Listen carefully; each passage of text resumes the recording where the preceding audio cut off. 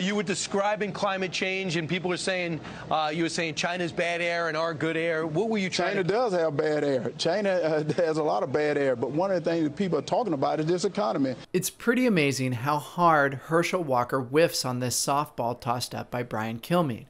Kilmeade was basically giving him the answer in the question, saying, "You were talking about climate change, right? Climate change, right?" But Walker instead doubles down on his ridiculous bad air hypothesis, which we'll get to in a second, and then pivots to what he thinks is safer territory, saying the economy is really what's on people's minds. Here's the thing, though. First of all, fixing climate change is great for the economy, and there's a lot of ways that we can approach that, but even in the most reductive hot take that is the fixation on gas prices, let's look at it this way. A Ford F-150 needs about $4 in gas to drive 25 miles. A Tesla Model 3 needs about $1 in electricity to go the same distance. You want a cheaper commute? Let's get more electric cars on the road. Next, it's no surprise that a Republican candidate doesn't care that the world is burning, but in the electorate that's changing. A record number of younger Republicans think climate change is an important issue, and a Pew Research poll found that nearly half of Gen Z and millennial Republicans think it's an issue that deserves higher prioritization. This really isn't about what the voters want. It's about what the big oil billionaires funding his campaign want. But just to draw a line under how eminently unqualified Walker is for the U.S. Senate, can we get back to that bad air thing?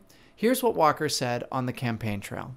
So what we do is we're going to put from the Green New Deal millions or billions of dollars cleaning our good air up.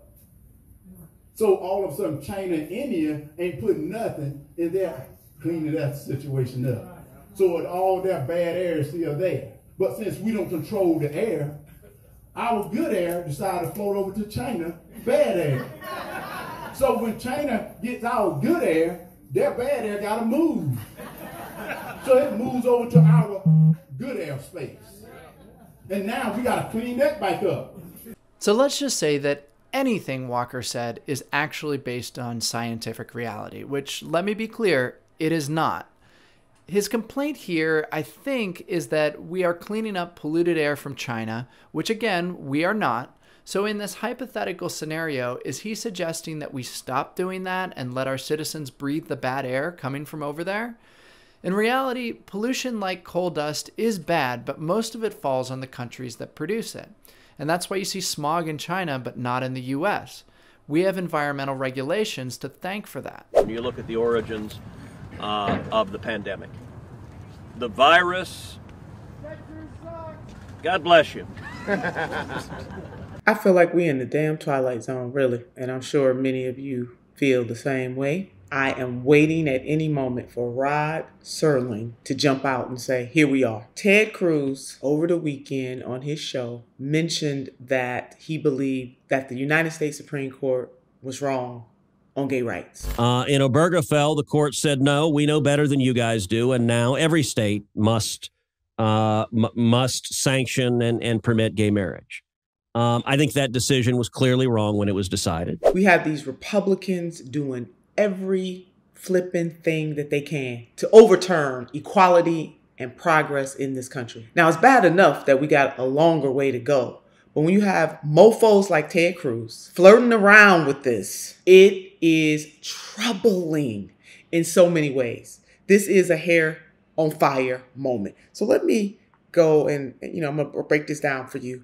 So Ted Cruz declares his intentions to end legalized gay marriage. Republican Senator Ted Cruz said Saturday that the Supreme Court landmark decision legalizing gay marriage was a overreach on the episode of his show, The Cloakroom and the Verdict. Really, Ted Cruz? So they coming for our liberties. They coming for all that we love. And we cannot sit idly by and let these folks, whether it be Ted Cruz or that crazy, overreaching, conservative United States Supreme Court to continue to do what it is doing.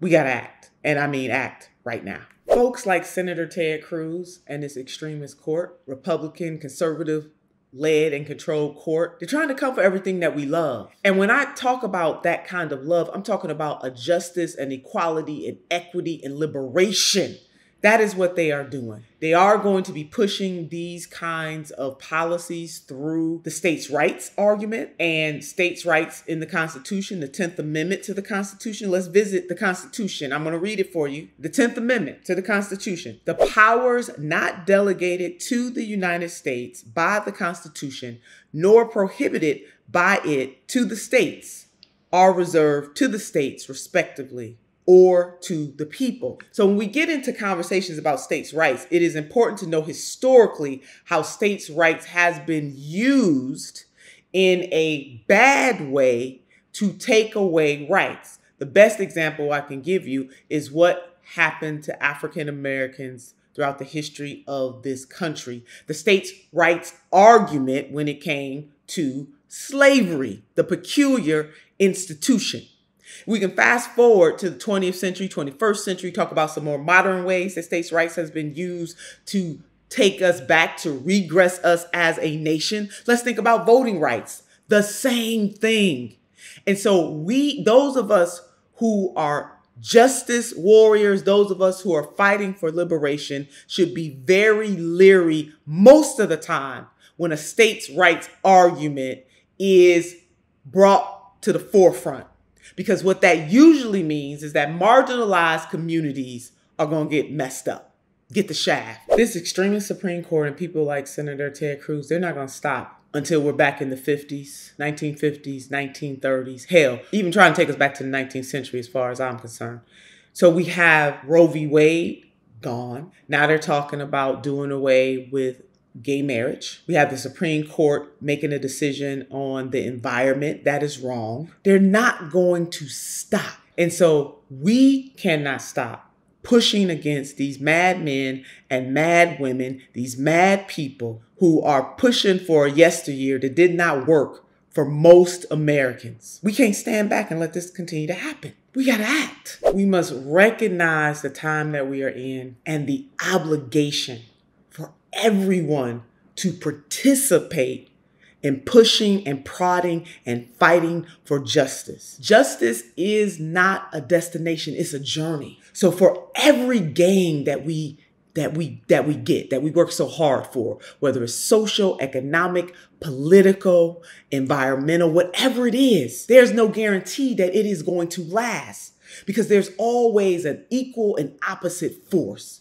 So just as justice is a force, injustice is a force. And so we need that those of us who have a spirit and a heart for justice to continue to fight, to maintain the justice for ourselves, to stand on the shoulders of those who came before us, and to push for a certain type of justice moving forward. So people like Senator Ted Cruz, people like Justice Clarence Thomas, who has already weighed in on this, saying that the court overreached as well. These extremist Republican governors in the United States of America.